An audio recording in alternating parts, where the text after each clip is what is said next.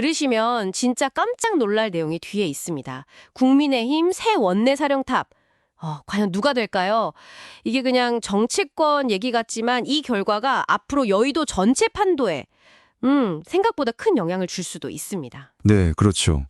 그래서 오늘은 국민의힘 차기 원내대표 선거에 나선 김성원 의원 그리고 송원석 의원 이 두 분을 중심으로 해서요. 보내주신 자료들을 한번 제대로 파헤쳐 보겠습니다. 누가 좀 유리한지 진짜 속내는 뭔지 알기 쉽게 한번 풀어보죠. 네, 오늘 저희가 같이 볼 자료들은 주로 어제 6월 10일자로 나온 여러 언론 기사들입니다. 두 후보가 왜 나왔는지, 어떤 분들인지, 그리고 지금 당내 분위기는 좀 어떤지 이런 것들을 좀 다루고 있어요. 좋습니다. 그럼 일단 후보들부터 좀 알아볼까요? 먼저 송원석 의원, TK, 대구 경북이죠? 네, 맞습니다.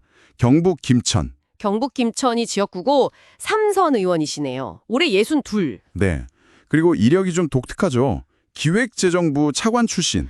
그래서 경제통으로 불리시는군요. 그렇죠. 지금 국회 기획재정위원회 위원장도 맡고 계시고요. 그렇군요. 반면에 김성원 의원은 수도권, 경기 동두천, 양주, 연천, 여기도 삼선이시고요. 네, 삼선 동갑내기는 아니고 김 의원이 좀 더 젊죠. 52. 10살 차이 나는군요. 네, 그리고 이분은 시작이 좀 다르죠. 국회의원 보좌관으로 정치를 시작했고 네네. 지난 국회에서 원내 수석부 대표도 하고 또 여의도 연구부원장, 당의 싱크테크죠. 거기 원장도 지냈습니다. 두 분 다 삼선 중진인데 배경이나 지역 기반은 정말 확연히 다르네요. 네, 그렇죠. 근데 이게 단순히 그냥 두 사람의 경쟁, 이게 다가 아니라는 분석이 많다면서요. 뭔가 좀 더 복잡하다? 맞습니다. 그 표면 아래를 좀 들여다봐야 한다는 건데요. 이른바 계파 대리전 아니냐, 이런 시각이 있는 거죠. 계파 대리전이요? 네. 물론 두 후보는 한 목소리로 나는 계파 없다 이렇게 얘기는 합니다만 하긴 다들 그렇게 얘기는 하죠. 그렇죠. 근데 이제 분석가들은 그렇게 안 보는 거죠. 간단히 말하면 송원석 의원은 아무래도 좀 윤석열 전 대통령 쪽, 그러니까 친윤 진영의 지원 가능성이 있다 이렇게 보고요. 친윤 쪽? 네. 반면에 김성원 의원은 지난 대선 경선 때 한동훈 전 대표를 도왔던 이력도 있고 또 작년에 그 비상계엄 해제 요구 표결 거기 참여하면서 약간 친한 쪽으로 분류되는 그런 분위기가 있습니다. 양쪽 다 부인은 하는데도 그런 분석이 나온다는 건 그만큼 당 안에서 뭔가 보이지 않는 힘겨루기가 있다는 뜻이겠네요. 그렇죠. 물밑에서 움직임이 있다는 거죠. 이게 만약 사실이라면 누가 되느냐에 따라서 앞으로 당 운영 방식이나 정부와의 관계 설정 이런 것도 좀 달라질 수 있겠는데요? 충분히 그럴 수 있습니다. 이게 단순히 누가 더 인기가 좋냐 이런 차원의 문제가 아닌 거죠. 그리고 또 하나 재밌는 게 지역 대결 구도예요. 지역이요? 영남대 수도권? 네, 딱 그렇죠. 송 의원은 당의 전통적 텃밭인 영남권, 김 의원은 어떻게 보면 당으로선 좀 험지라고 할 수 있는 수도권. 그렇죠. 그래서 이제 총선에서 크게 진 이후에 수도권 민심부터 잡아야 한다. 이런 쪽에서는 김성원 의원을 좀 밀고 네. 아니다. 그래도 당의 중심을 잡고 대여 투쟁력이나 협상력이 중요하다. 이런 쪽에서는 송원석 의원을 지지하는 목소리가 나오는 거고요.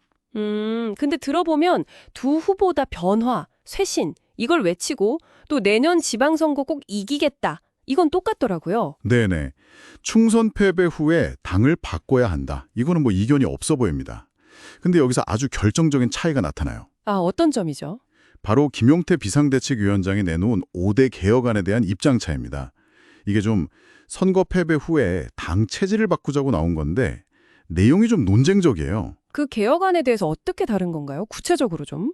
일단 김성원 의원은 개혁 방향 자체는 동의한다. 근데 이걸 실제로 추진할 때나 그 영향 파장은 좀 신중하게 보자. 이런 입장이에요. 약간 조심스러운 거죠. 네, 신중론.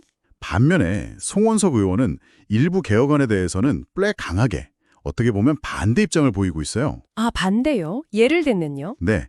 예를 들어서 예전에 그 윤 전 대통령 탄핵 반대 당론, 그거를 이제 무효화하자 이런 안이 있었는데 거기에 대해서 신라 삼국통일을 지금 와서 잘못됐다고 할 수는 없다. 이런 비유를 들었고요.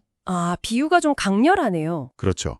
또 지난 대선 때 후보 단일화 과정에 좀 문제가 있었는지 당무감사 해보자 이런 주장에 대해서도 상처가 아물 때까지 보호해야 한다.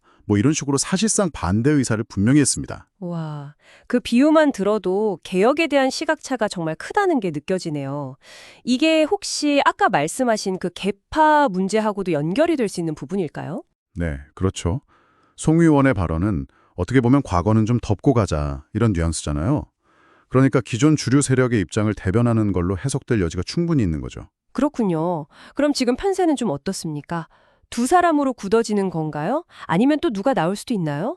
아직은 좀 유동적입니다. 김도우 의원은 일단 안 나오기로 했고요. 근데 뭐 조경태, 김기현, 나경원, 박대출 의원 이런 분들 이름이 계속 오르내리고 있어서요. 추가 후보가 나올 가능성도 열려 있습니다. 아, 아직 변수가 있군요. 네. 그래서 이번 원내대표 선거가 정말 중요한 게 총선 패배 이후에 당의 첫 리더십을 뽑는 거잖아요. 그렇죠.